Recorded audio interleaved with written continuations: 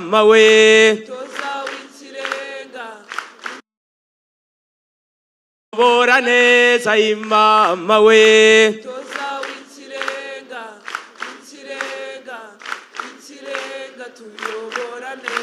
imama we akunda abanyarwanda turamukunda tuyobora neza imama we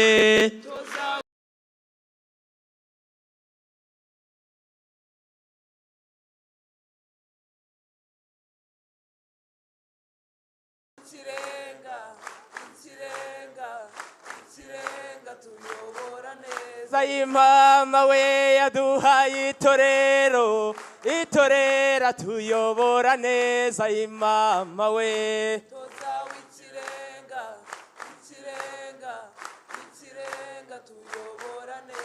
imama we uburezi kuri bose tuyobora neza imama we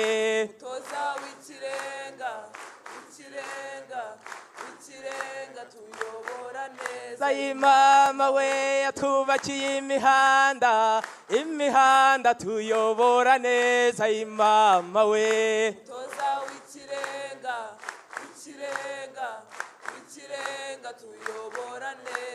mama we ngakunda abanyarwanda tuyobora neza imama we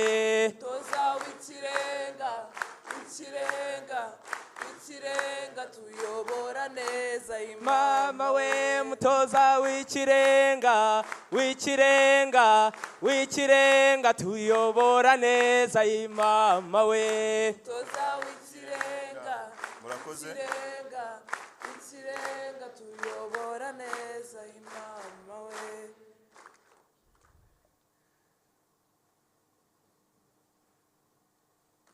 permission sir.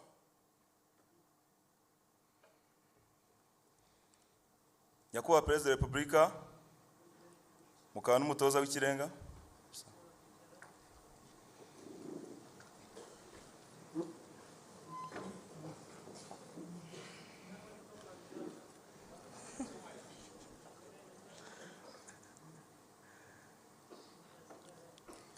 Nyakubahwa Perezida wa Repubulika mukaba n'umutoza w'ikirenga nitwa Intore Aime Niyibizi norezwa muri Bravo Company Platoon 2 Section 1 soje amashuri yisumbuye aho nize Primary Technology ndi kumwe na mugenzi wanjye Intore Mwiza Gihana Dorcas nkaba norezwa muri Alpha Company Platoon 3 Section 3 nkaba narasoje kaminuza mu ishami rya Marketing and Communications muri EU Business School Barcelona Spain. Dutewe ishema no kuyobora gahunda y'uyu munsi. Nyakubahwa Perezida wa Repubulika mu izina ry'intore z'indangamirwa icyiciro cya 16 tubashimiye umwanya mwafashe mukaza kutuganiriza. Intore mumfashe dushimire Nyakubahwa Perezida wa Repubulika. Ni ngombwa mu buzima. Ni ngombwa mu buzima.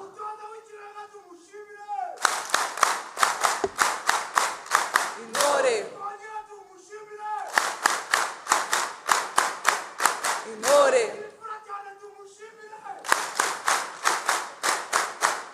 Intore. Nyakubahwa Perezida wa Repubulika iminsi tumaze muri itorero hari byinshi tumaze kwiga. Intore Gihana Karame. Harya wowe ni ibiki umaze kwiga muri itorero muri iyi minsi? Intore Niyibizi wanyemerera nkagusubiza mu Cyongereza. Nta kibazo rwose. The biggest lesson for me is that itorero rewired the way I define strength. I used to think strength was about what you could do when everything was going well. Now, I believe real strength is remaining disciplined when you're exhausted, remaining focused when you're under pressure, and remaining committed even when no one is watching. And honestly, it has taught me that sometimes strength looks like convincing yourself to get up for that morning run when your body is very much asking you to stay in bed, pushing through the tiredness and the moments where you're questioning your life choices halfway through the exercise. But you keep going because the goal is bigger than the discomfort. That's the kind of strength I hope to carry into my career, my community, and my service to Rwanda. On that note, allow me to recognize my fellow Intore. Looking across the room, I see more than the comrades I met a few weeks ago. We arrived as individuals from different walks of life, but this journey has shaped us into one cohort, united by shared purpose and responsibility. Kandi nanjye nibagiwe intego yanjye yo kuza mu gisirikare ko ikomeje. Murakoze. Amaye nk'agahiye jyana wajyana se mwana wa mama wageze ngo uruzungu dudubije icyo numvisemo ntari icyo mwakuyemura. Intore nibizi ngenda kwizeye ko waminuje. Oya nashengaga wa. Your Excellency, during our time here, we have gained valuable knowledge, including lessons on the history of our country delivered by leaders from various institutions, as well as paramilitary training covering drill, combat sports, and other aspects of national defense. We have also gotten the opportunity to visit some important historical sites, including the Murindi Liberation Museum and the Kiziguro Genocide Memorial, where we heard from one of the genocide survivors who shared his journey of healing and rebuilding after the 1994 genocide against the Tutsi. Niko giha. Kagame. Mu bintu uvuze nimba numvise neza numvise vuga mu Murindi w'intwari. Yego rwose. Nyakubahwa Perezida wa Repubulika twagiriwe amahirwe yo gusura ku Murindi w'intwari aho mwabaga ubwo mwateguraga urugamba rwo kubohora igihugu. Mu by'ukuri na mashusho tugiyemo tutazibagirwa ubwo twahageraga twarayatahanye kuko twinjiyemo neza tureba aho wabaga twicara mu ntebe yawe dutekereza nkatwe noneho ukuntu we wari umeze icyo gihe uri mutegura urwo rugamba. Twasanze ko mwari intwari mwarakoze cyane.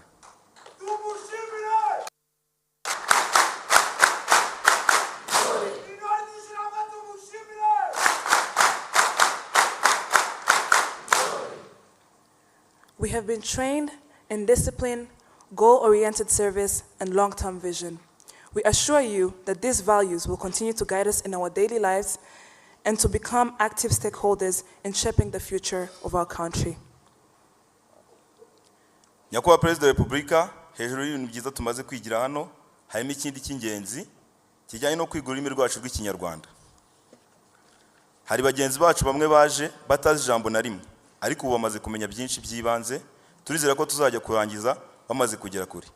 Nyakubahwa Perezida wa Repubulika, ndagira ngo munyemerere mpamagare Intore Salil atubwire bimwe mu byo amaze kumenya ururimi rw'Ikinyarwanda. Salil, watubwira bimwe mu byo umaze kumenya ururimi rw'Ikinyarwanda? Murakoze cyane, nitwa Intore Salil Baswal.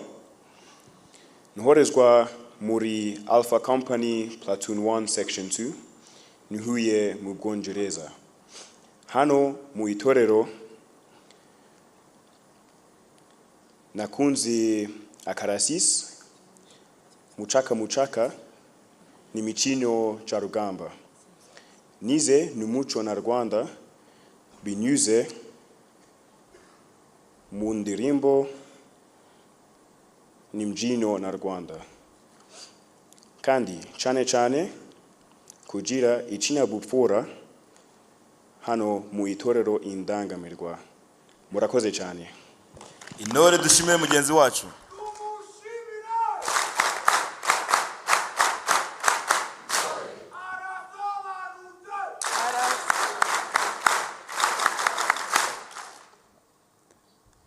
Intore niyibizi. Karame giha. Nashaka kukubaza ni iki kintu cyagushimishije kuva wagera hano?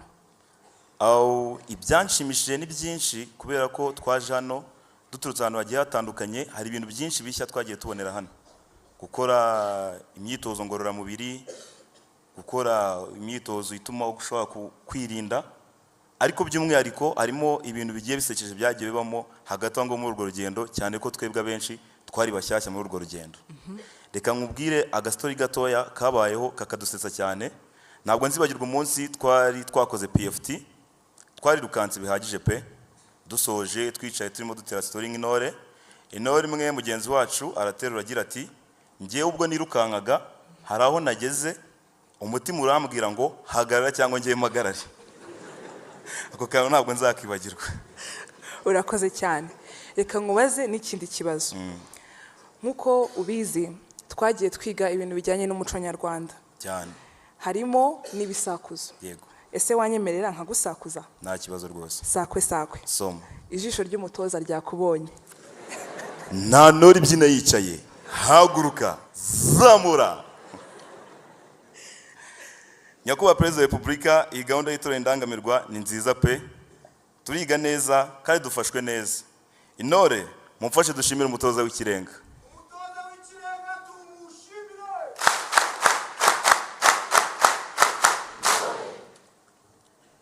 Nyakubahwa Perezida wa Repubulika, muri uyu mwanya munyemerere twakire Minisitiri w'Ubumwe bw'Abanyarwanda n'Inshingano Mboneragihugu Dr. Bizimana Jean Damascene atugezeho ijambo ry'ikaze.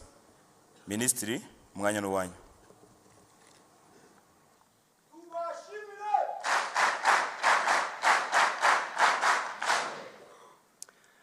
Nyakubahwa Perezida wa Repubulika, mbashimiye umwanya mwageneye izi ntore z'indangamirwa wo kuzisura no kuziganiriza. Nazo zakereye kubakira no kubabwira ibyishimo bibari ku mutima, ngira ngo mumaze kubyibonera. Bose hamwe n'urubyiruko 769 bagizwe n'abakobwa 315 n'abahungu 454. Baje biyongera ku bandi 5216 batojwe mu byiciro 15 byarangije kuva mu mwaka wa 2008 mutangije iri torero Nyakubahwa Perezida wa Repubulika. Ariko hakaba hari imyaka 2 itorero ritashoboye kuba kubera icyorezo cya Covid. Izi ntore rero zigizwe n'ibyiciro 4 birimo abiga mu mahanga 137, abiga mu mashuri mpuzamahanga akorera mu Rwanda 125, abiga mu mashuri makuru na kaminuza nyarwanda 301, n'ababaye indashyikirwa ku rugerero baturutse mu turere twose t'u Rwanda 206. Nyakubahwa Perezida wa Repubulika, turabashimira ko uyu mwaka wa 2026 mwatumye tugera ku kintu kinini cy'ubudasa bw'iri torero, kuko mwadusabye ibintu 2 by'ingenzi: gushyira itorero muri iki kigo cya Gabiro gifite ibyangombwa byose bitabonekaga nkumba aho twarikoreraga. Mwabikoze hagamijwe kuvugurura imibereho yabo no kwitabwaho kurusha uko byakorwaga mbere, bikozwe cyane cyane n'ingabo z'u Rwanda.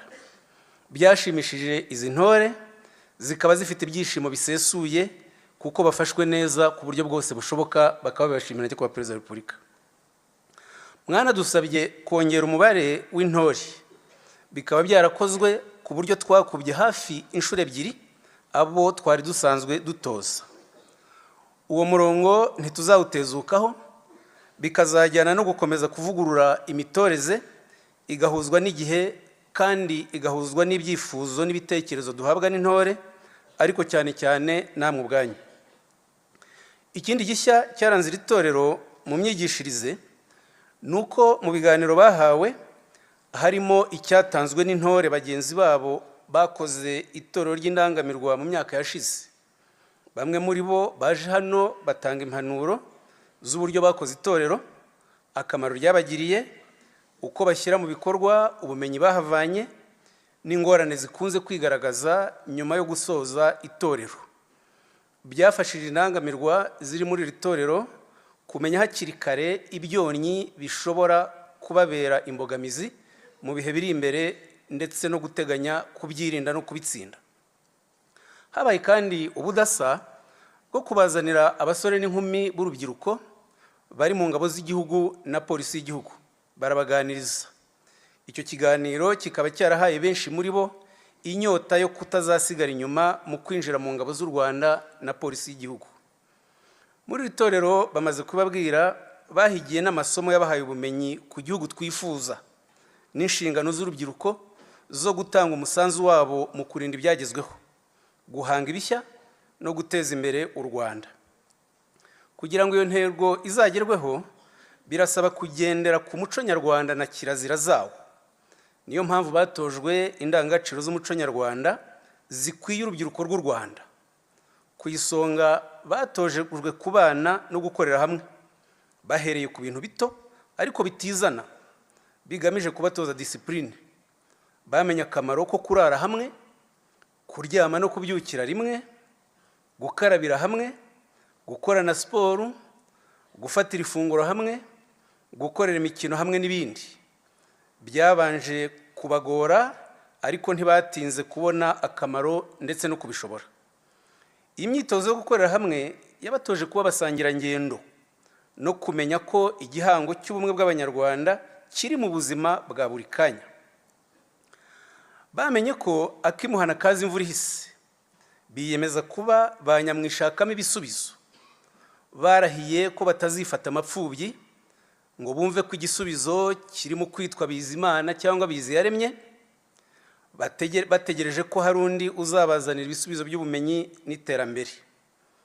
Ubu bazi ko batagomba kuba bambara ubukeye cyangwa bambigirene, bandi mubanzi cyangwa bantaho ntuye, banta buhungiro cyangwa nta makiriro.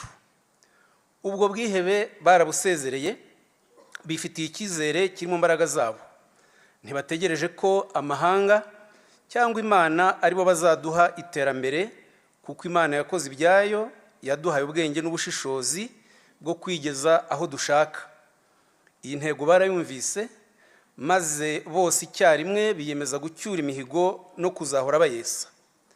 Ubu ni indangamirwa z'imbangukanabigwi, nibankundirwa kubarusha na rutindukanibakwe, n'intikanga na mihigo y'imena. Ni ba rwego rw'intore bazahura imbere muri byose. Ntibagarukiye aho Nyakubahwa Perezida wa Repubulika, bongeyeho akarusho ka buri cyiciro. Abakobwa biyemeje kuba ba mukobwa w'urugero, abadasumbwa n'abadasumbanya ingendo, abataruhuka n'abatarutwa, inkumburwa n'indashyikirwa, indatsimburwa n'inyangagusumbwa, inyamibwa na ndeshyo idatezuka ibigwi, juru ry'inyange na juru ry'umucyo, ihogoza n'icyeza.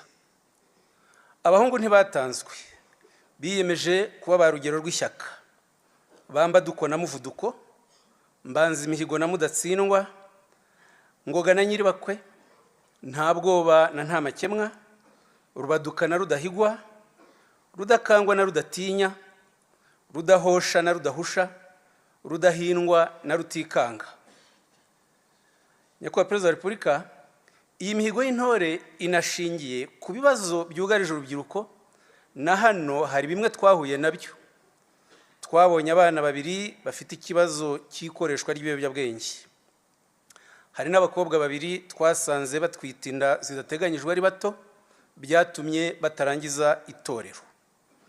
Mu mahitamo akwiye izi ntore zahisemo, harimo kuba ku isonga ry'abarwanya ibyo byonnyi byugarije urubyiruko, ndetse abiga mu mahanga n'abazajyayo bakaba bariyemeje kuzaba ba ambasaderi b'u Rwanda, bakazirinda gutwarwa n'iby'ahandi binyuranye n'umuco nyarwanda, ahubwo bakazajya bafata ibyiza, bakitaza ibifutamye n'ibidakwiye. Nyakubahwa Perezida wa Repubulika, ibindi bafite ku mutima baraza kubibibwirira, nkaba mboneyeho kubasaba mu byubahiro byanyu kubagezaho impanuro zanyu mwabateganyirije. Murakoze Nyakubahwa Perezida wa Repubulika.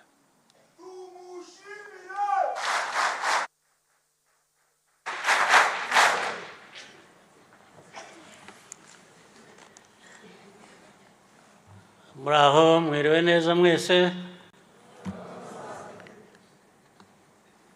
Nishimye cyane, ariko reka mbanze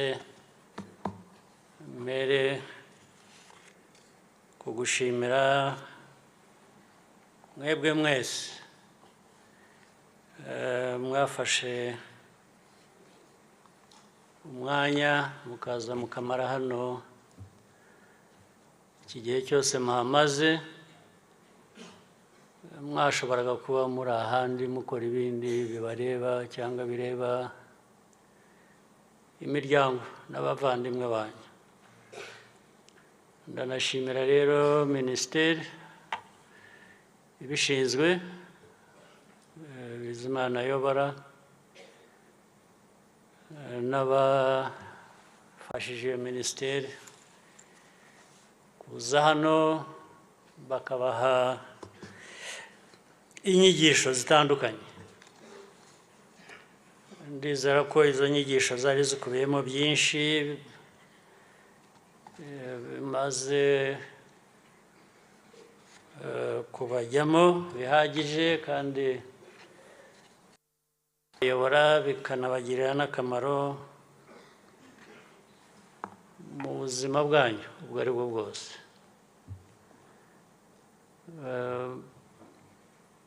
Ubuzima aho muzaba muri hose, ibyo muzaba mwahisemo gukora byose, inyigisho nk'izi zigira akamaro, zirakuyobora iyo ubishaka, zikwereka inzira wanyuramo nziza, ntuyobe ngo ugiye muri ya nzira Bizimana amaze kuvuga.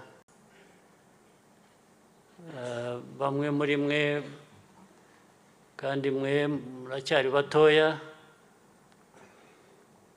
bahuye nabyo bikabagiraho ingaruka. Buriya bigira ingaruka ku buzima bw'abantu igihe kirekire. Hari ibyo by'ubuyobyabwenge,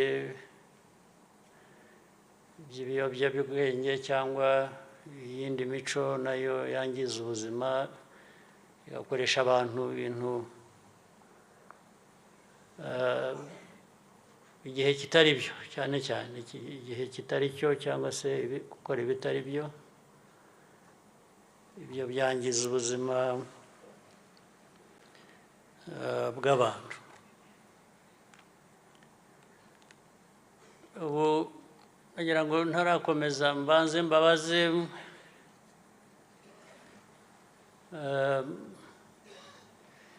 Ikinyarwanda muracyumva neza? Ninshaka nikomereza Ikinyarwanda. Ndabizi ko harimo abo biri bugore, ariko ndagenda mvanga n'indimi zindi z'amahanga. Hari izindi tuzi buke buke. Ntabwo nzi Igispanish, ariko Igifaransa ndagerageza. Igifaransa numva ikirimo ibyo nshaka mpitamo. Igifaransa kijyanye n'ibyo nshaka ndacyumva, ibyo ntashaka nkirengagiza bigahita simbyumve. Sinzi uwabigishije Bizimana, ninde wigishije aba bana Ikinyarwanda? Kuko Ikinyarwanda usibye mwebwe hari n'abakuru batakizi,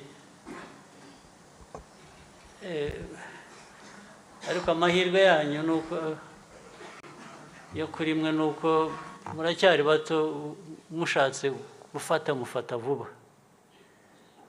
Ariko abakuru bari hafi kungana nanjye iyo batazi Ikinyarwanda pe, urahenda ukavuga ugasubiramo, ariko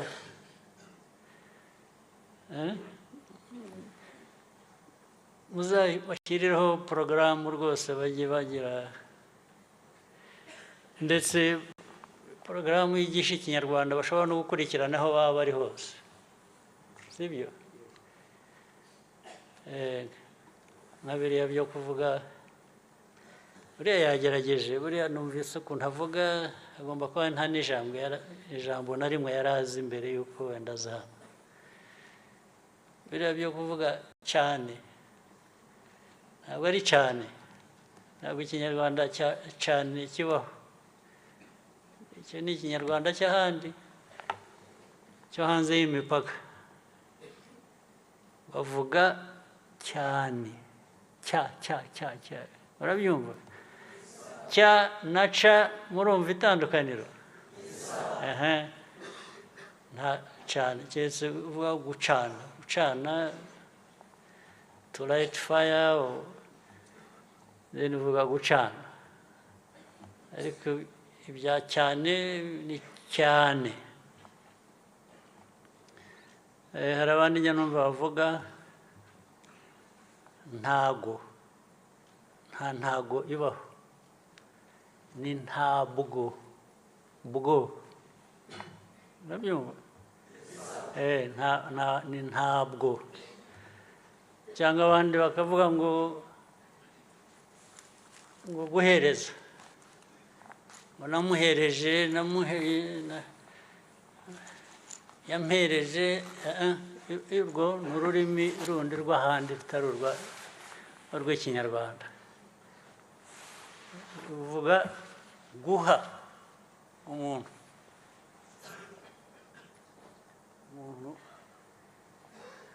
guha mpa namuhaye ntabwo ari namuhereje icyo ntabwo ari ikinyarwanda ni ikinyarwanda cyahinduwe gituruka hirya no hino hanze y'u Rwanda guhereza nta guhereza CDS nabikubwiye mujye mwigisha ikinyarwanda no mu forces zacu na IGP n'abandi indimi zivugwa ushaka kubigoreka kubera ko ashaka kumvikana muri ba bandi ba vibes bakunda vibes icyo ni ikindi kibazo ntabwo nakijyamo ariko bajye banoza ariko numvise mubagejeje kure numvise bavuga bazi no gusakuza ndetse banza bazi no kwivuga nigeze kumva ibyo wavugaga mu kanya kwivuga murabizi baze kumenya ikinyarwanda biragenda biza ubwo mukomerezaho ibyo rero reka mbishyize uruhande ibijyanye n'itorero mwabivuze murabyumva aya makuru avugwa hanze y'u Rwanda byiza itorero ibereyeho kugira ngo abantu cyane cyane igihugu cyacu nitwe bireba nitwe twabihisemo abantu bahure bige umuco bige indangagaciro bige ibintu byinshi bitegura abantu guhangana n'ubuzima butandukanye aho waba uri hose ku isi ugahangana n'ibyo ushingiye ku muco wahawe n'igihugu cyawe umuco burya umuntu umuryango igihugu bibaho bishingiye kuri kamere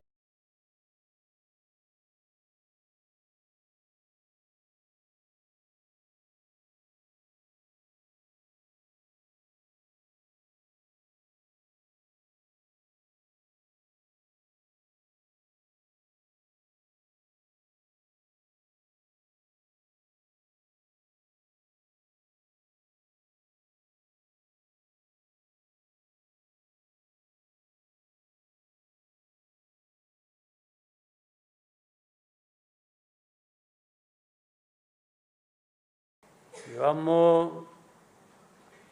ubwenge bibamo kumenya abantu bose bavukana ubwenge ku bwenge ukubakiraho kumenya ubwenge bwaba bukurimo butuma umenya iyo ushakishije kumenya nanone kugira ngo bifate biterwa n'abantu guhitamo urahitamo ni nk'uko mwahisemo kuza hano ubu mwaje hano kubera ko mwahisemo hari icyo mwashakaga ntawabakoreshejeho ingufu kugira ngo mube muri hano nimwe mwabihisemo muraza ufite icyo mwashakaga uko gushaka rero mwashaka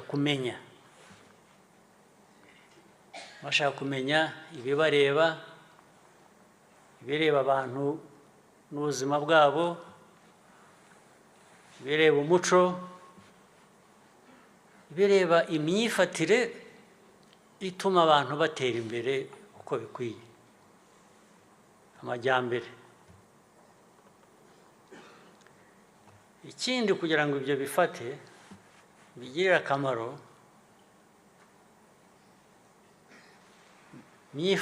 imyifatire navugaga kugira ngo abantu bose mu ndimi zose iyo uvuze discipline barabyumva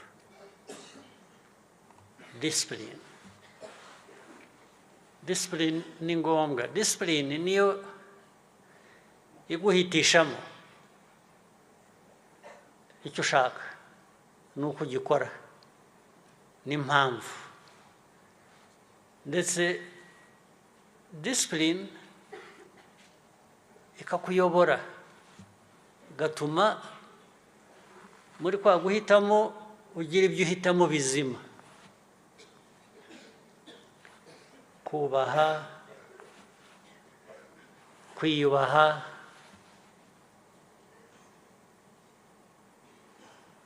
na kwa gushakisha kumenya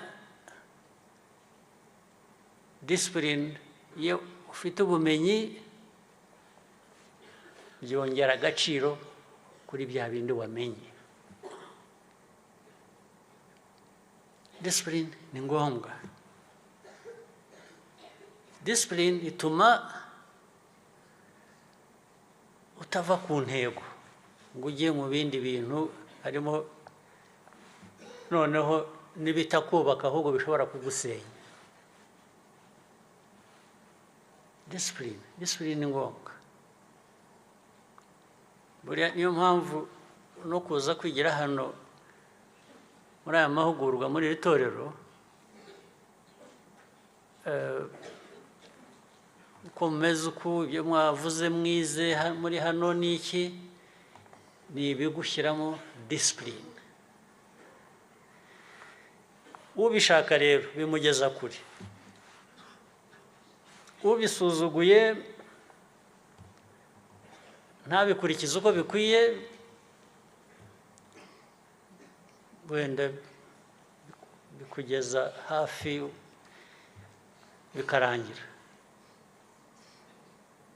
ariko discipline cyane cyane mukiri batoya mwebwe rero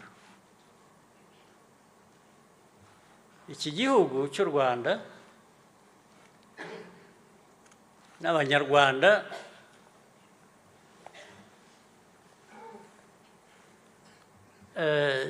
cyavuye kure kirimo ibice bitandukanye hari u Rwanda rwa mbere y'ubukoroni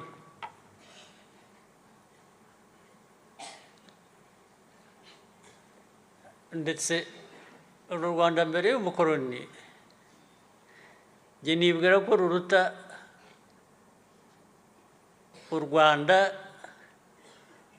nyuma y'ubukoroni aho ubukoroni bubereye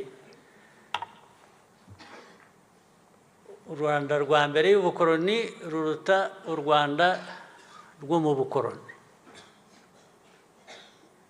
kuko ubukoroni bwaraje buhindura abantu biriya byose Imana yavugaga cyangwa abatugejejeho byinshi batugejejeho umukobwa n'umuhungu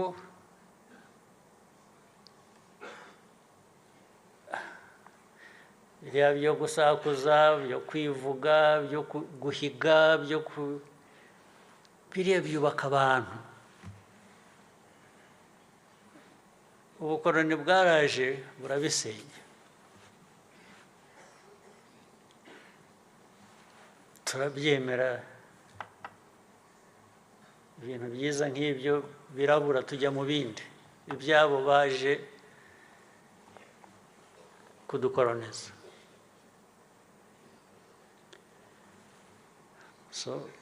Hanyuma rero ubukoroni nabwo bugira igihe cyabwo burarangira, ariko burangira mu gice kimwe, buhindura isura burakomeza, ariko bukomeza muri twe, bukomeza mu banyarwanda. Abanyarwanda bakajya aho mukuriye, uko mungana, uko murabizi, mujya mubibona amatariki runaka, kwizihiza independence, ubwigenge, tukabyina, ariko iyo usesenguye neza n'ibintu byinshi, no muri uko kwishima, muri uko kubyina n'iki, akenshi abantu bavuye kuko abanyarwanda bishimaga, ukwishima bagushyiramo ubukoroni, ibyo bwabasigiye. Ibyo nabyo reka ndeke kubitindaho. Ubukoroni nyuma yabwo ibyabaye murabizi, n'ibyo byabayemo ibi minisiteri irebana n'iby'ubumwe, ubumwe tugerageza kubaka bwasenyutse icyo gihe cy'ubukoroni, none rwose gusenyuka bishimangirwa n'abagiyeho abayobozi bikurikira ubwo bukoroni. Ndetse hanyuma habaho kwibohora, habaho liberation, nayo mwarayumvise. Bamwe muri mwe yatangiye cyangwa yabaye mutaravuka, mwavutse muri liberation cyangwa ikimara kuba gatoya, abenshi hafi mwese. Mwebwe rero urubyiruko, mwebwe mukiri bato, mufite kubifatira aho mubisanze. Ubu navuga ko igihe ni icyanyu, ni mwebwe turiho tureba ubu. Twebwe turabyina tuvamo. Iyo ubyina uvamo rero, uribaza uti ukurikiye ninde, ameze ate? Sibyo? Yes. Twebwe ubu tubyina tuvamo, ariko tureba imbere yacu tuvuga ngo ariko hameze hate, hazaba hate, hazabeshwaho nande? Nande? Icyo gisubizo ni mwebwe. Mwabyanga mwabikunda.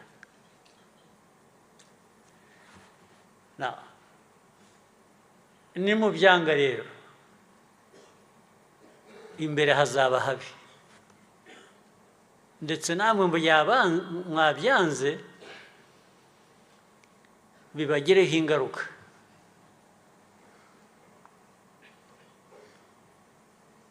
Kubikunda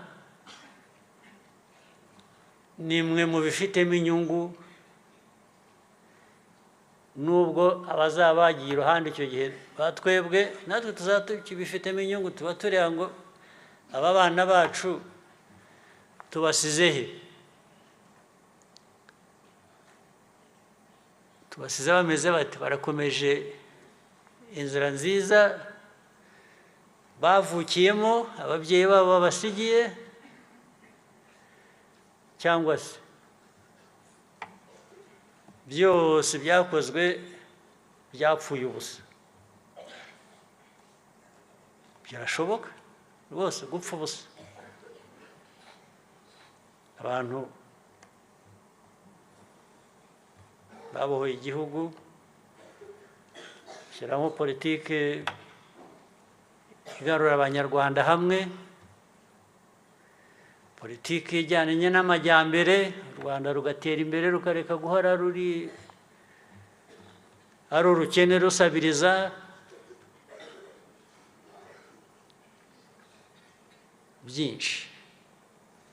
Ubu se mwebwe muzabireka bigire bityo bibagwe hejuru? Ntimuzabikore rwose, ndabasabye. Muramenye mutazakora ishyano.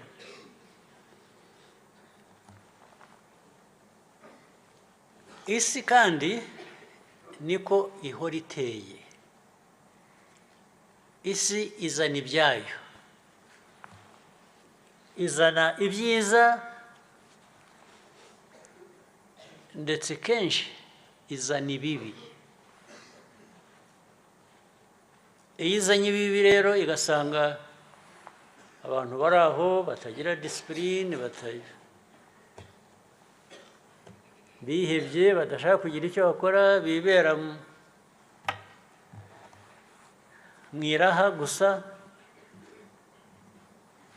ntabwo bitinda bya bindi byubatswe kugira ngo bigwe hejuru y'abantu.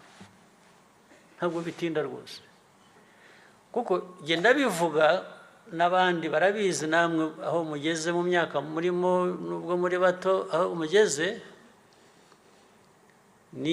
n'izi nyigisho babaha murabizi, mumaze kubimenya, muzi aho u Rwanda rwavuye, aho rugeze, n'ukuntu byashobotse kubera ko ibintu byinshi, bwa bushake, ya disipurine, ibikorwa, guhangana n'ibibazo bishobora gusenya abantu bakazimira. Twabinyuzemo rero, kandi ntabwo ari uguhanura, ntabwo mvuga ngo bishobora kuzaba igihe kizaba. Mfite reference, twabinyuzemo. Ntabwo muzi abantu twatakaje. None se biriya umuntu yabisobanura ati? Abantu igira itya igatsikira ikarimbuka, ukavuga ngo it doesn't matter who did it or who did not do it. The question is why did it happen to us? Kuki byatubayeho? Kuki ari twe byabayeho? Ibyo rero byavuyemo isomo. Isomo ritubwira ntabwo ibyo kuvuga ngo imbere ushobora guhura n'ikibazo, ntabwo tujya kubishakisha ahandi, kuko twe twahuye n'ikibazo, ahubwo twahuye nacyo, turakizi. Iryo somo ry'icyo kibazo twahuye nacyo cyarimbuye u Rwanda, turyumva dute? Twarivanyemo iki? Ritugeza he? Hari ubwo nibwira ngo impamvu mwahisemo kuza hano mwebwe, mugomba kuba hari ikintu mwumvaga muri iryo somo.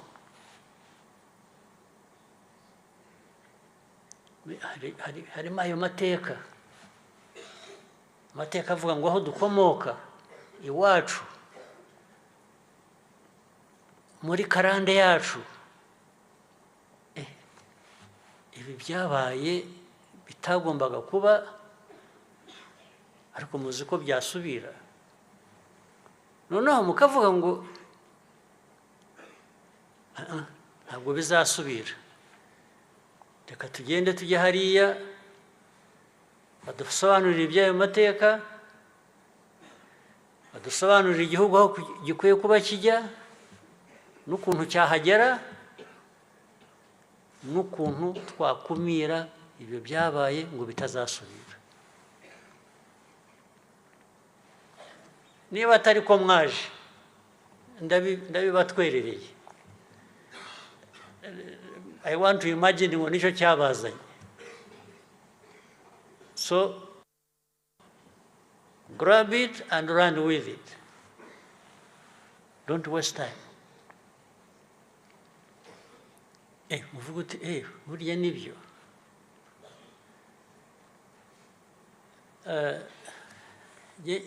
Nkiri umwana nkamwe muri abana, njye niko nagiye muri ibi bintu, ariko uko nagiyemo niyo mpamvu nshatse kuvuga ngo hari n'abatabizi. Uko nagiyemo hari ikintu kikujyamo kikakurya kikakuzengereza ugashakisha ariko niki nagira nti utaracyumva neza icyo ari cyo. Njye ntabwo nagize amahirwe yo guhera nk'aha ngaha muhereye mwebwe, yo kubabwira ngo ariko hano hari itorero, mu itorero bagira batya. Nta torero nigize njyamo. Itorero nagiyemo aho narigiyemo, nabwo narigiyemo rimeze ntabwo ryitwaga itorero. Nari ndaho nshakisha ariko hari ikibazo. Ntiyagira ati uraho ushakisha ngwa ku gihe cyari kirimo abandi bantu bari mu byabo. Ndababwira nakuriye muri Uganda guhera ndi imyaka 4-5, ndinda mba 20 nanjye 21 n'ibiri hagati aho none nashakiraga ariko ntazi n'ibyo ari byo, ntazi ibyo ari byo.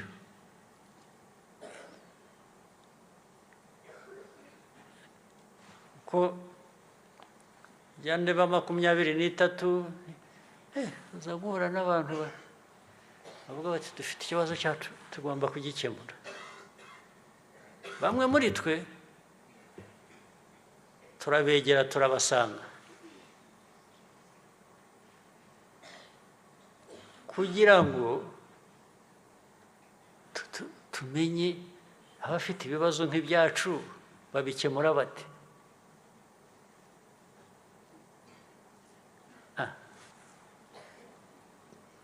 Tugira amahirwe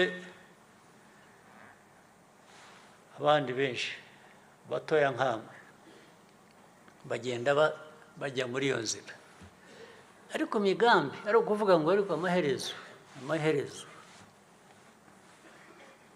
ikibazo cyacu natwe kizabonerwa umuti. Ntabwo ari umuti uzava ahantu hari inyito Bizimana yavugaga n'iki uhereye no kurya, uhereye no ku izina ngo Bizimana. So hari n'abandi inyito nyinshi, hari n'ababirekera Imana gusa ngo Imana izabafashe, ariko ugeraho ukibaza ariko Imana yo yarampaye kwanza, yarandemye, yatumye mbaho. Yaguhaye bwa bwenge, yaguhaye kumenya ubikoresha ute. Ntabwo uzategereza Imana kukubwira uko ubikoresha, yarabiguhaye. So mwabana mwe rero gutekereza imiryango yanyu, gutekereza ubuzima bwanyu n'ubw'igihugu bitangira kare, bihera kare, bihera ubu ngubu. Niyo mpamvu njye mbashimira ko mwafashe iya mbere mu zamu. Ntabwo mwaje aha kwiga kugambanira umuntu uwo ari we wese cyangwa kugira ngo ubumenyi muvanye aha mujye kubukoresha nabi aho muzaba muri hose. Oya, ni ubumenyi, ukamenya amateka, ukamenya ubuzima, ukamenya ibintu bikorwa kugira ngo bikurokore, bigukize ikibi, bikize igihugu cyawe, bikize umuryango wawe, bigukize wowe ubwawe.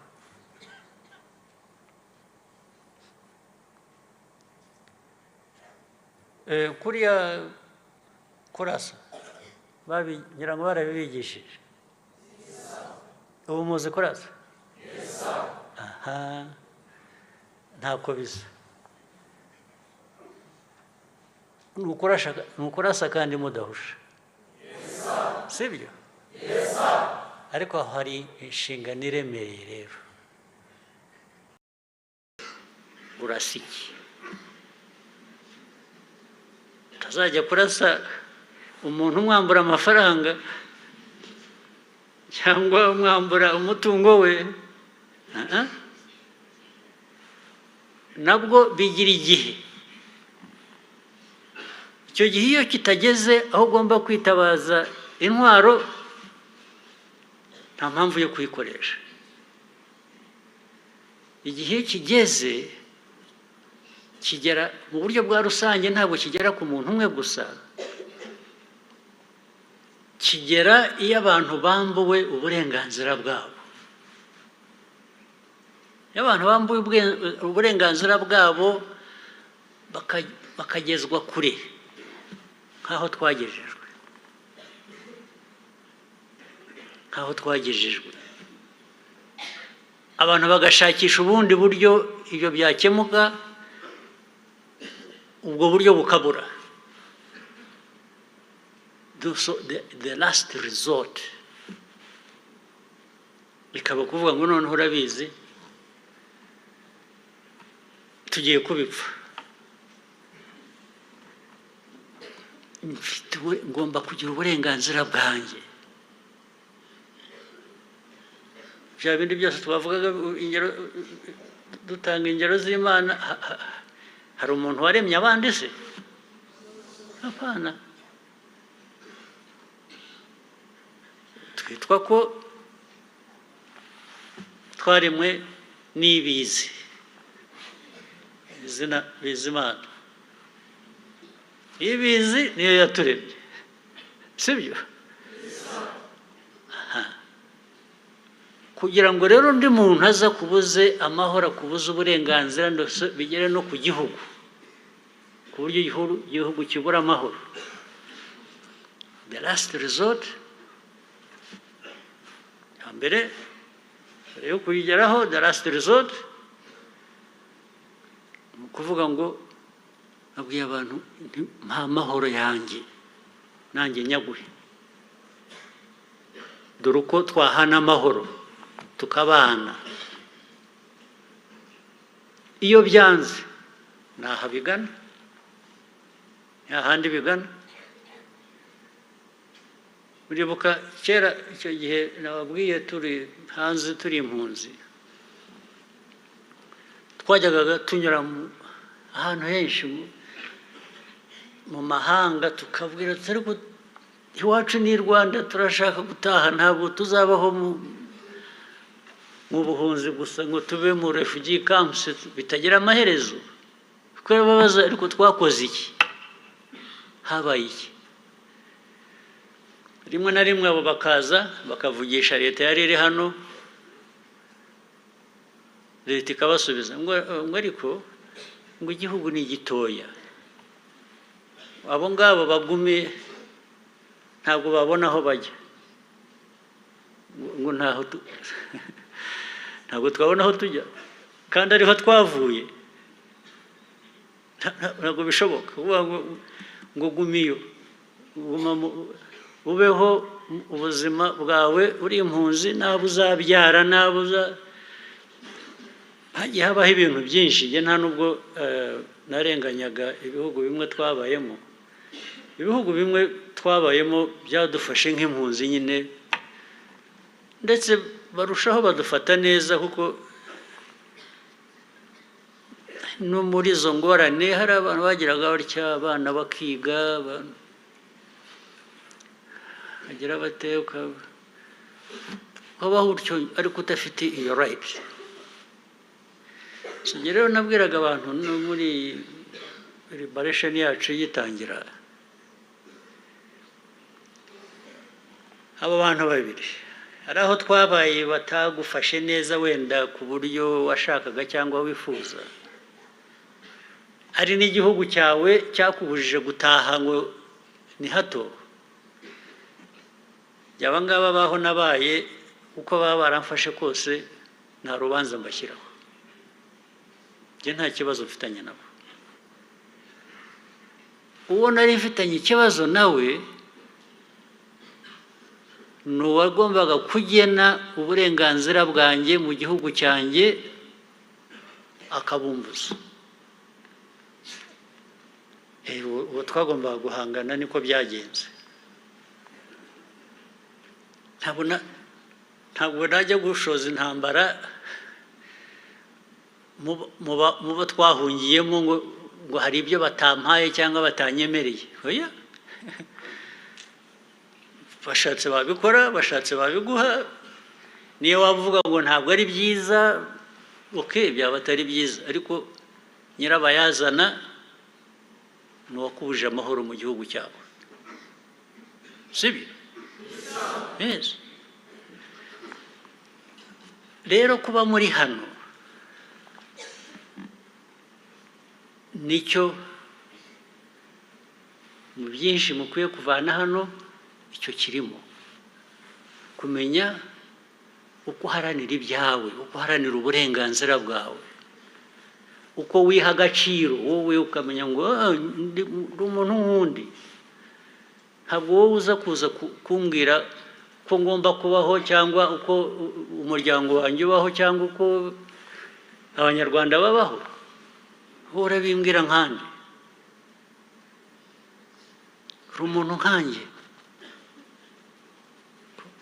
ufite uburenganzira bwawe, nanjye mfite ubwanjye, dufite ubwo duhuriyeho. Ntabwo waba ari wowe ugena uburenganzira bwanjye uko ushaka, ntabwo bishoboka. Mu byo mukwiriye kuvana hano nicyo ngicyo. Ariko ikindi mukwiriye kuvana hano ni ukuvuga ngo bwa burenganzira dushaka iyo ubufite ubukoresha ute se? Kuko twabohoye igihugu, turagifite, kirimo umutekano, abanyarwanda barasubiranye babumwe, hanyuma se igikurikiraho ni iki? Amajyambere, gutera imbere. Ntabwo twaba twarabonye igihugu ubundi turangiza twicarane nk'uko mwicaranye, umwe yegamira undi, tuganye, we inzara iratwishe. Oya, ubu kiba gisigaye ni ugukorera igihugu ku buryo gitera imbere. Ibibazo by'ubuzima, ibibazo by'uburezi, ibibazo by'iterambere, ku buryo igihugu, ingero turazifite nyinshi, ibihugu aho byavuye n'aho bigeze n'ukuntu byateye imbere. Bimwe wenda muzabijyamo cyangwa mwabibayemo, cyangwa umukobwa watubwiye ko yize muri Barcelona muri Spain, agomba kuba mu byo yize agomba kuba yararebaga Spain akareba aho igeze, akanamenya ko mu myaka nk'ijana ishize ntabwo ari kuriya Spain yari imeze, yateye imbere ite rero kuva hahandi hasi ikaba igeze hejuru aho abantu bajya guhahayo ubumenyi bakajya kwigayo. Ibyo ntabwo biba ku bindi bihugu gusa ngo bireke kuba ku Rwanda. U Rwanda rukwiye kuba rutyo, narwo rukwiye kuba, hari aho twacupiye tujya hasi hafi kuzimira, ubu twavuyeyo. Ikitubuza umuvuduko wo gukomeza gutera imbere, tukubaka u Rwanda rudukwiriye rudushimishije, ni iki? Icyatubuza ni iki? Mwebwe muri aha abana bato, icyababuza ni iki?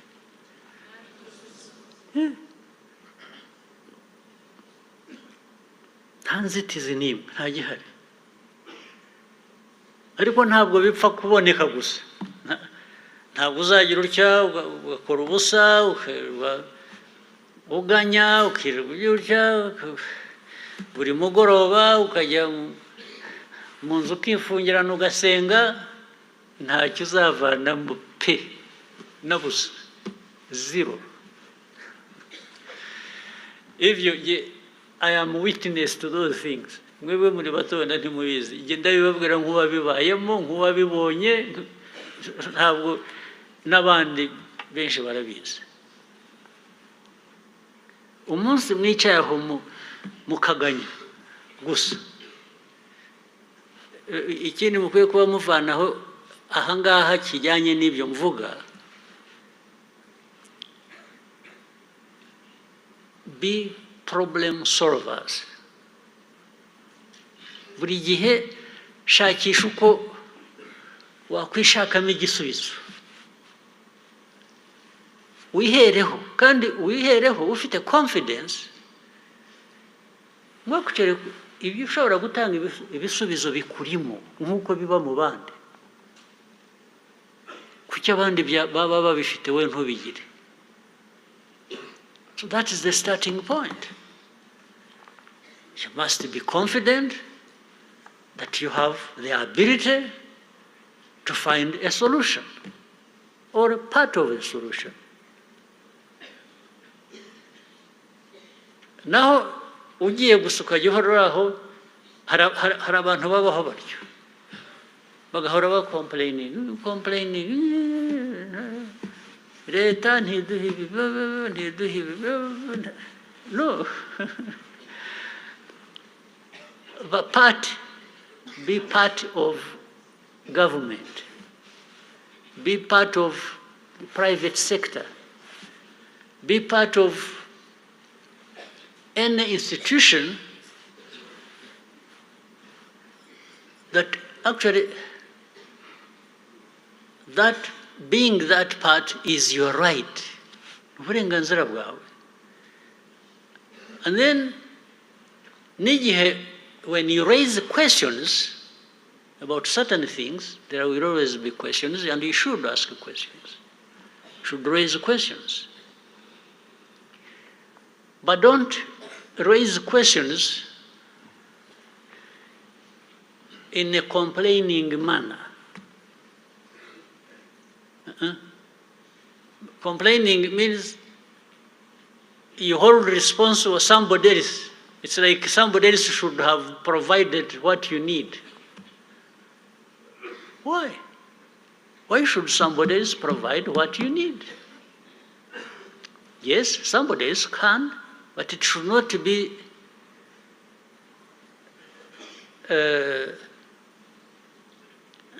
you should not feel what do you call it? It's not an entitlement.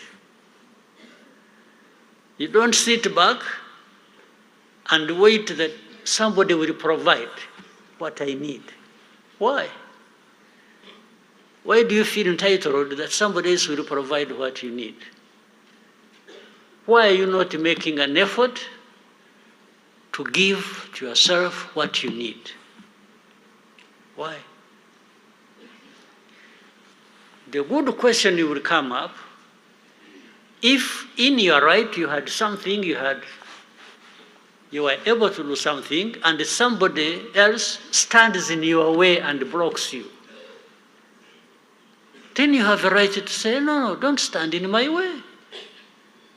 Or, let's work together, me and you, especially young people, where if you want to work in the private sector, if you want to do business, if you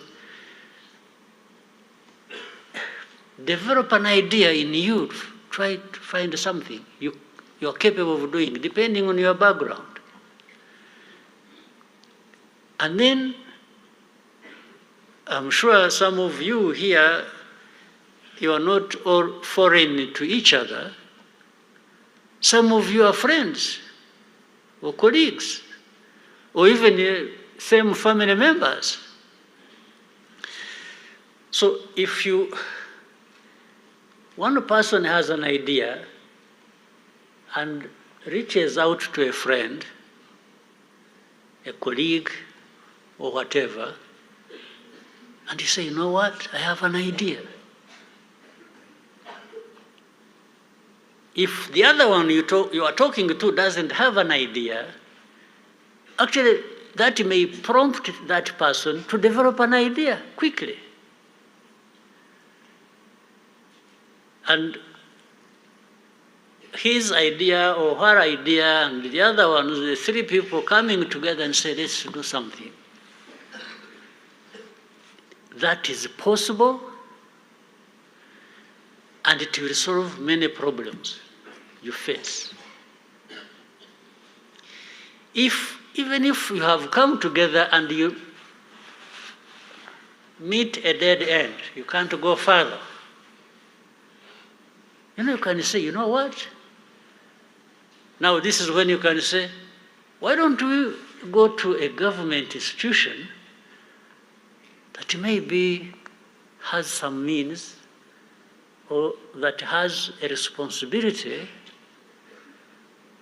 to support people who have ideas. Let's go to so and so. Let's go to Bizimana and say, you know what? We heard that you sit in the cabinet. Can you take this idea for us and tell people that we started something, but we are stuck? Somebody, maybe somehow government may chip in, or go to anybody else you think may be useful. But if you sit back and say, this government, you see, even people who have ideas, they can't help. You see, we had an idea, we did this, but when you have not even reached out to the government to say, you know what, we have an idea, help us. Maybe 10 out of 10 ideas you have developed or approaches you make, or 10 may not work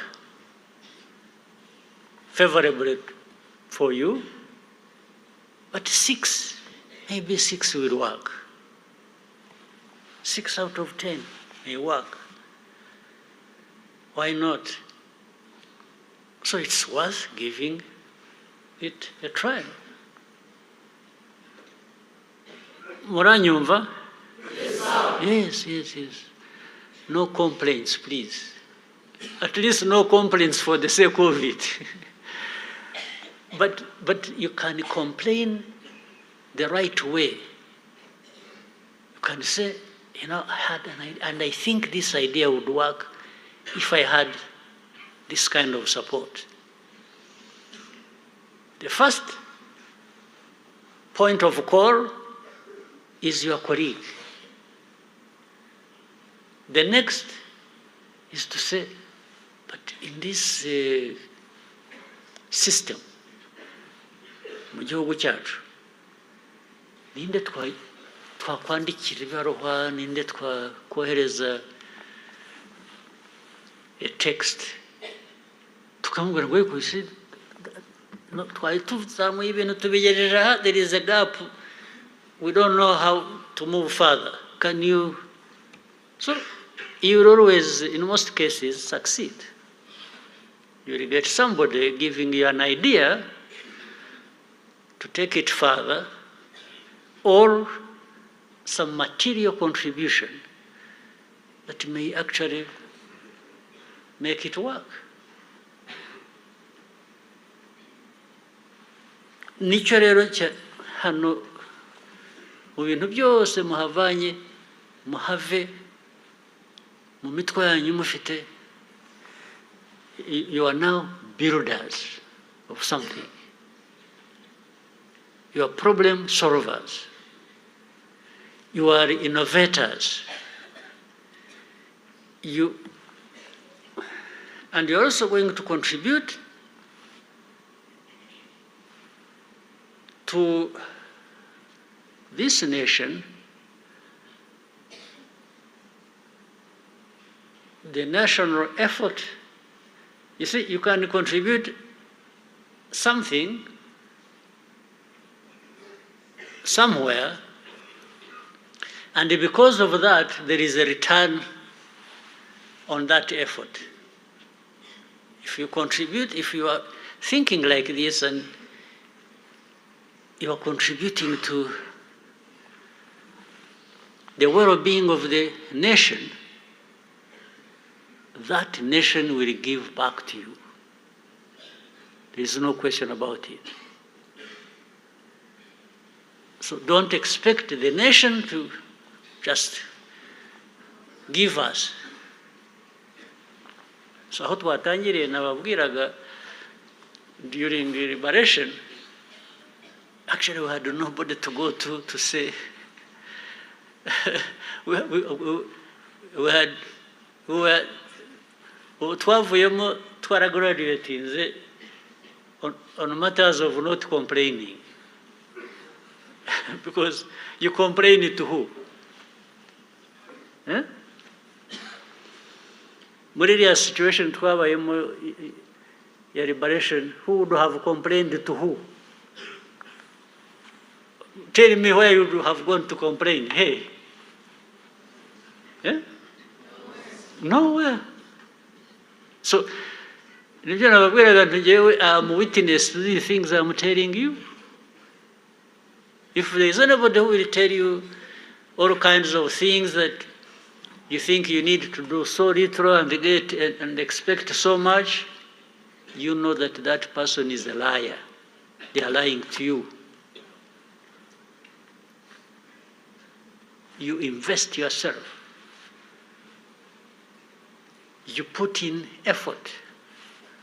You use a lot of energy. And sometimes, indeed, it may sound like what you are involved in is just a thankless activity. But why do you need anybody to thank you for doing good things that from which you benefit? Who do you wait? Everybody is struggling. Ariko in our case, to the extreme, so that you understand, you understand that the way it happened to some of us, it can happen to you. The way this country lost people in the millions, lost their lives to fellow citizens, if you don't develop this bearing, this compass that guides you, these things can come back to haunt us. Murabyumva? Yes, yes, there's no question. There's no question about it. And you don't want the recurrence of that kind of a situation. You don't want it. You don't want it, and you also have to master the fact that I'm not talking about anybody else. I'm talking about you. Ntabwo igihugu cy'u Rwanda kizakizwa n'abandi bavuye ahandi, zero. If you thought there is anything like that, quickly change your mind. It is not like that. It doesn't happen like that. You must be the one to do it. Biriya ubona n'abantu bafasha bagira batya, abantu bateye inkunga u Rwanda baruhaye miliyoni zingahe zo kugira gutya, fine. Ibyinshi izo miliyoni ziza kubera ko tuba dufite icyo twakoze tugejeje ahantu bakongeraho. Ariko kugira ngo uzabibone wicaye aho gusa wigaramiye, feeling good about all the nonsense in this world. So, actually, people will hesitate. They say, do we put our money there and it just gets wasted and lost? Because these people are not serious. They are waiting for us to give them our money. And some of it, they take it and they go to drink it. Barafata bakajya kuyanywera. And millions get lost like that. So these people know it. Ariko icya kabiri mujye mwibaza mumenye, by the way, ngo niba igihugu kanaka gikize kiduhaye umutungo wacyo, mwibwira ko uriya mutungo bavuye he? Ariko bavuye mu baturage babo. You get it? Yes. So kuki habaho abaturage b'ibice by'isi bindi bishaka kubaho kandi biriho bibeho neza, ukabona ko bagomba kwibuka ko ubakeneye, bagomba kugira icyo bakohereza. Iyo batabyohereje bigenda bite? Urapfa? Yes, you can't wait for somebody to feed you. You must strive to feed yourself. There are no two ways about it. Maybe what you are trying to do is not enough. Okay, then somebody, for some reason, will show up and add to your efforts. But if you think we shall sit back and expect to be given resources of other countries, of other citizens, first of all, it is a foolish thing. It's absolutely foolish. Of any people who would sit back and expect that somebody will look after them. No.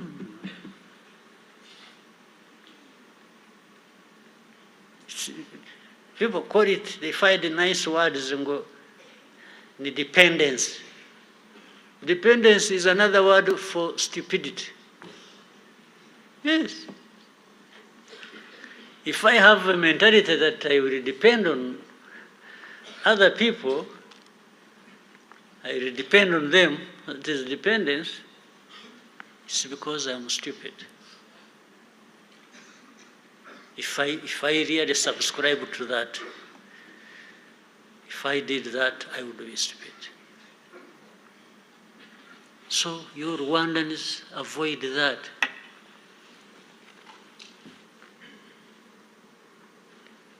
And the time is now. And the people, ni mwebwe. Yes? Yes, yes, yes. Some others have played their part, whether in full or in half, or so it is up to you to come and fill the gap, and then continue beyond that to something else that you deserve. Another level higher than where we have reached this country. We have the level to which we have delivered this country, you can go higher. And it's you, it's not somebody else we are waiting from another place. No, not from another planet, not from another continent, not from anywhere. Those being awaited, ni mwewe. Then in short, you are waiting for yourselves. So you must, think about it.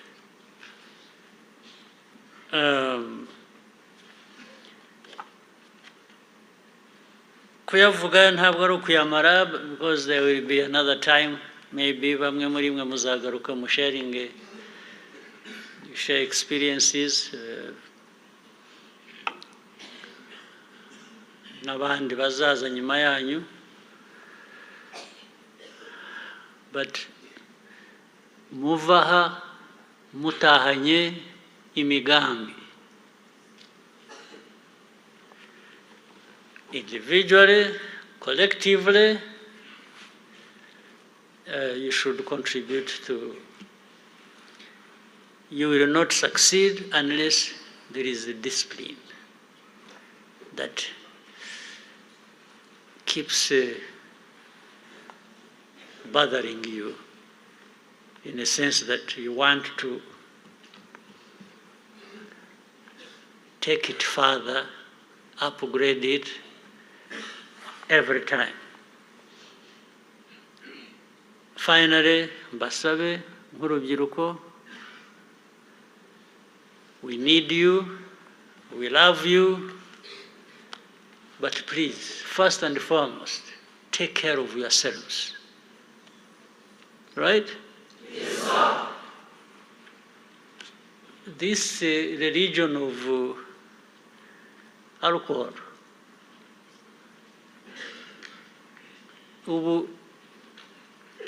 I think even if people recruit others into it,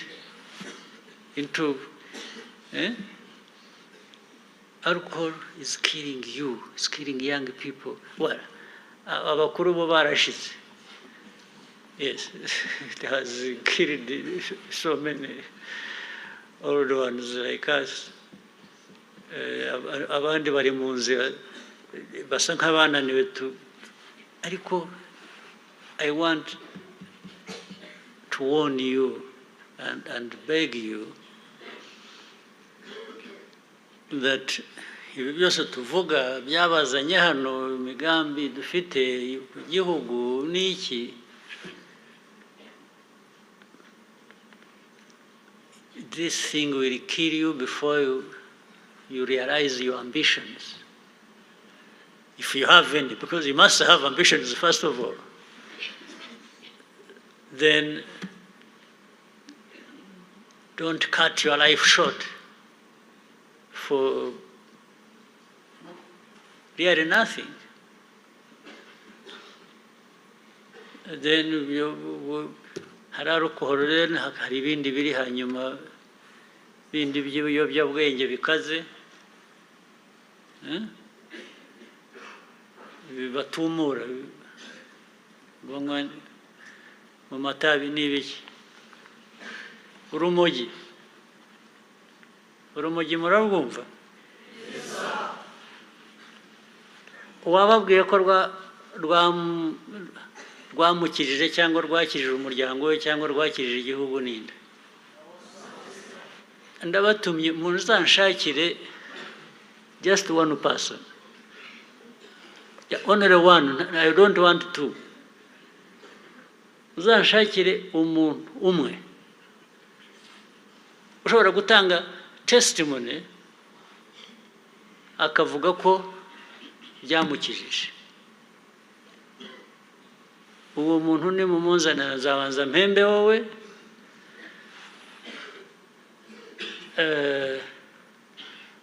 ibyo kumuhemba we simbizi wowe kuko azababeshya. He should just end up in jail kuko azababeshya. Ariko still you make an effort mumunshakire. Yes, I can put a bet on that. Mushakire umwe uzaza agatanga testimony agahagarara imbere y'abantu hano akavuga ati ibyo mujya mwumva abantu bamwe barakabya, jewe dore aho anotangiriye, dore uko nari imeze, dore aho ngeze, nirwo rwankijije nta kindi. Muzamunshakire please. Jye naramushatse naramubuze.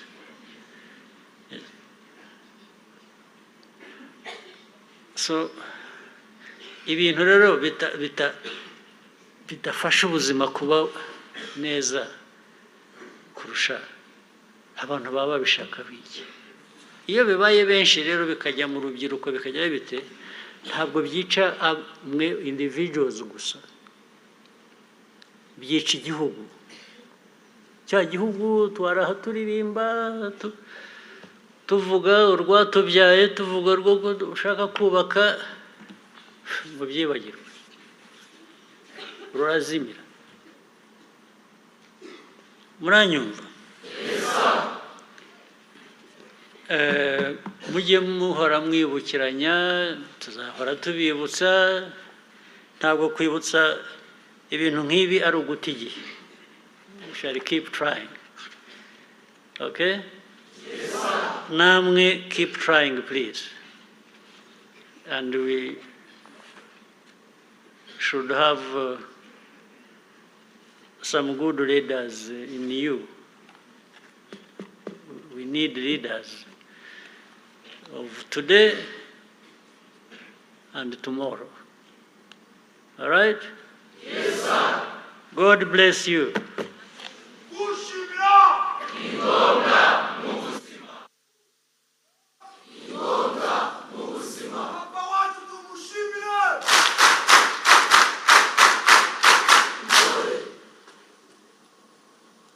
Turabashimiye nyakubahwa Perezida wa Repubulika kubw'impanuro muduhaye.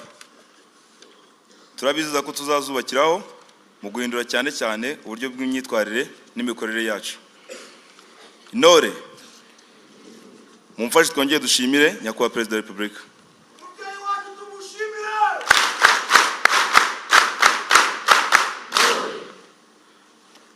Nyakubahwa Perezida wa Repubulika, mubitwemereye twakwakira ibibazo 4 cyangwa 5.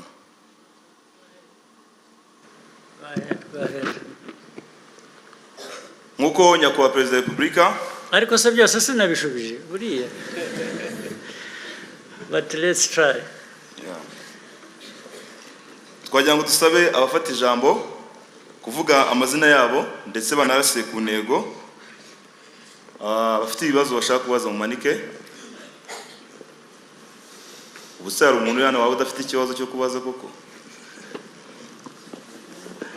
Reka nsabe abafite mikoro badufashe duhere muri runo ruhande. Mbere yabyo mwavuze ko mwembi harya mukora iki? Murakoze nyakubahwa Perezida wa Repubulika, ndi Intore Emeni Yibizi, nsoje amashuri yisumbuye aho nize plumbing technology. Kugeza ubu What technology? Plumbing technology bijyanye n'amazi. Perfect. Get it. Nitwa Intore Mwiza Gihana Dorcas. Nkaba mfite bachelor's degree muri marketing and communications. Yes. And I am also a project And manager. you speak Spanish? No, a little bit. A little bit. Yes, sir. Yes. So mwembi mufite akazi murakora? Yes, sir. Ngenda kora. Okay. sangiye nta kazi mfite. Ugomba kukabona nawe nta mpamvu kataboneka. Thank you, sir. Yes. Especially birakenewe. Ari no muri defense and security institutions. Do you really not need such a people? Akazi ko ntabwo gashobora kubura. Especially muri yanye niyo technology. Ubwo agomba kuba hari muri twe hari abarangaye. Okay, but go ahead.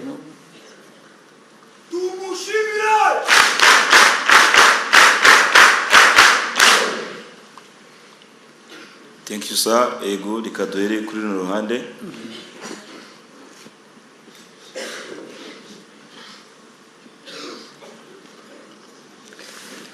Thank you, sir. Try to be to the point, short, so that somebody is... Yes, sir. Murakoze, nyakubahwa Perezida wa Repubulika, nitwa Niyokwizera Origene, mbarizwa muri Sikoi Platoon 3, ndi umunyeshuri muri Kaminuza y'u Rwanda ishami rya Busogo, aho ngeze mu mwaka wa 4 Food Science and Technology. Ese nyakubahwa Perezida wa Repubulika, nk'uwari umuyobozi mukuru mu rugamba rwo kubohora igihugu, nubuhe buryo wakoreshaga kugira ngo ingabo mwari muyoboye zikomeze gutsinda no mu bihe bitari byoroshye kandi ntizicike intege? Ese ubu ngubu bwo ibibazo muhura nabyo bikomeye nubuhe buryo mubasha kubikemuramo? Murakoze cyane. Ndagiha igisubizo kigufi cyoroshye.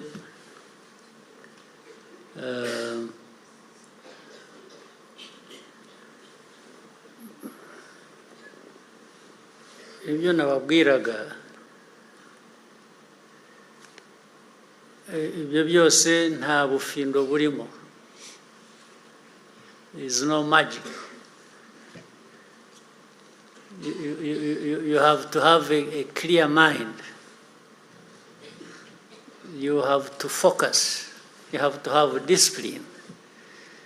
You have to understand the problem and find a solution. So kubyo ku rugamba, apart from that, kuko haba hari abantu benshi, ugomba kumenya organization, abantu ubayobora ute, kandi ubuyobozi buba buri ku nzego zitandukanye. Uvuga kuyobora urugamba, yes, ariko nta muntu umwe uyobora inzego zose z'urugamba. You get it? Ariko iyo ubishaka, iyo wumva ko ari akazi ugomba gukora, ibindi uragerageza shyiramo imbaraga rwose ukabikora, ndetse wagira amahirwe ukabona ibisubizo biraza. Byaba bitaje, you try again. Ngira ngo amahirwe amwe mu ngorane twagize, burya mu ngorane harimo amahirwe. Some of us had a responsibility, twari dufite inshingano tutashoboraga guhunga kuko ntawe wari kuzisigira. Buri wese yari afite inshingano, ntabwo wavuga rero ngo ibyanjye ndabiretse. It's like you are pushed against the wall, right? And you come out fighting. Otherwise you perish. That's it. So maybe that constraint, that difficulty in the situation primes somebody to think hard and to work hard to find a solution. Iyo atari umuntu umwe rero muri benshi then icyo gihe bisa n'ibyoroha kuko bikorana n'abandi ntabwo bikora wenyine, ariko ugomba kumenya noneho uko akazi gagomba gukorwa karimo abo bantu benshi kugira ngo mugere ku ntego. Icyo kirabisubiza byose.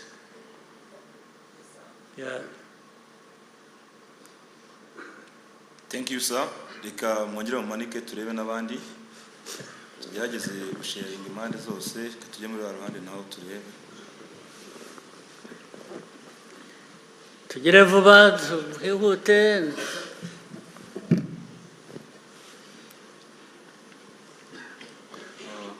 Murakoze nyakubahwa Perezida wa Repubulika. Amazina yanjye ni Ruhindura Shema Bruce, nkaba norezwa muri Eco Platoon ya gatatu, nkaba niga muri AUKA mu ishami rya Networks and Communication. Ikibazo nari mfite Perezida wacu, ese mubohora igihugu niki cyatumye muhitamo izina Inkotanyi, kandi ni gute nkatwe urubyiruko tugakomezanya uwo mutima wo gukotana muri twebwe? Murakoze nyakubahwa Perezida wa Repubulika. Right. Inkotanyi byo ni Ikinyarwanda, kandi hahozeho imitwe y'ingabo ngira ngo bitwaga Inkotanyi kera mu mateka y'u Rwanda, ngo ni igihe cya Rwabugiri. Abantu rero bafashe izina ry'Ikinyarwanda mu mateka y'Ikinyarwanda,